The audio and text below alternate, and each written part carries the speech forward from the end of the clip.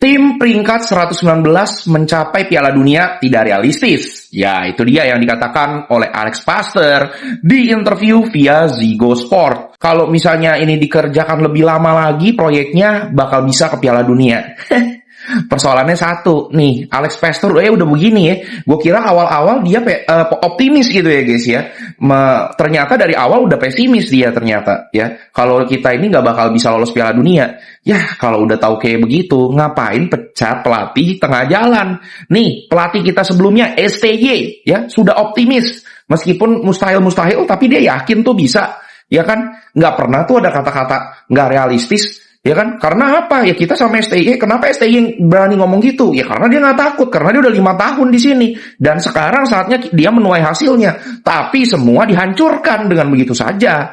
Ya kan? Ibarat rumah udah mau hampir jadi, dirobohin lagi. Ya elah, bangun lagi tuh rumah ya kan? Bikin lagi, fondasi lagi dari nol. Bikin lagi batu bata. Ya kan? Capek-capek lu bangun rumah, keluarin biaya mahal-mahal. 3M, 5M, 10M. Baru selesai lu hancurin. Itu kan namanya kan ya nggak mungkin kan orang sebodoh itu kan udah punya rumah nih, lu punya rumah udah mau jadi tiba-tiba lu hancurin. Mana ada sih orang bodoh seperti itu bro, ya nggak? Kita anggapannya begitu kalau lu mau beli rumah, lu lagi bangun rumah gitu ya kan. Nah, sekarang Alex Pastor aja udah pesimis, ya kan? Ya, tapi ya sudahlah, ya kan? Yang kita nggak bisa nyalain, ya sekarang PSSI ini dan Pak Erik nih gimana? Ya kan, pertanggungjawabannya seperti itu. Ya mudah-mudahan sih, gue berharap STY bisa dibalikin kalau udah seperti ini, ya kan? Daripada, ya, ternyata sama aja Alex Pastor, ya kan? Ternyata sama satu ini, ya kan? Satu gerbong, ya kan? Gerbong kereta sama si Clifford juga, ya kan?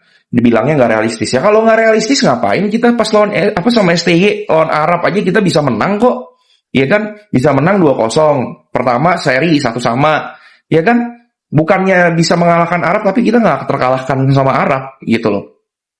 Ya kalau udah kayak begini mah buat apa, ya kan? Kata Pak Erik pas itu bilangnya kita harus berani mengambil resiko supaya nggak menyesal. Sekarang malah nyesel deh kita di semua nih, ya kan? Gara-gara ngambil resiko sebenarnya.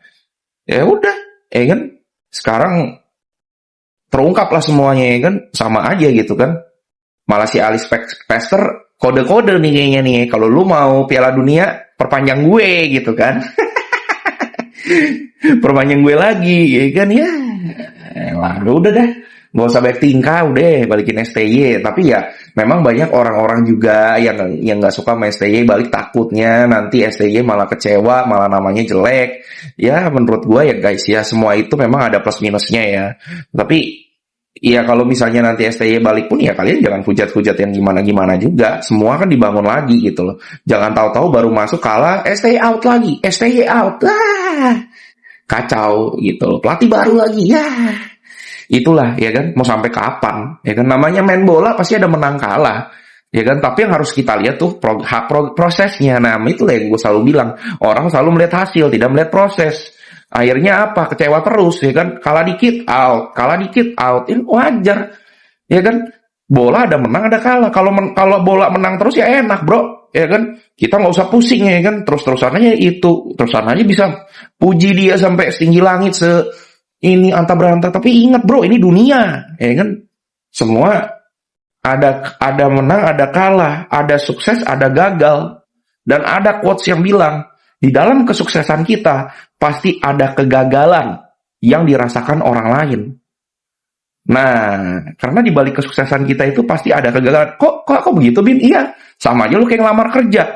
Lu ngelamar kerja, ya kan? Tiba-tiba temen lu juga ngelamar kerja.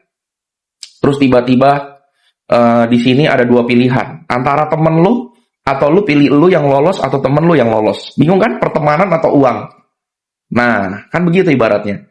Kita nggak pernah tahu kan? Di balik keberhasilan kita, ibaratnya gitu kan, lu lolos di HRD, tapi ada teman yang ibaratnya digagalkan. Seperti itu. Ya itulah hidup. So, menurut kalian gimana? Coba kalian tulis di kolom komentar.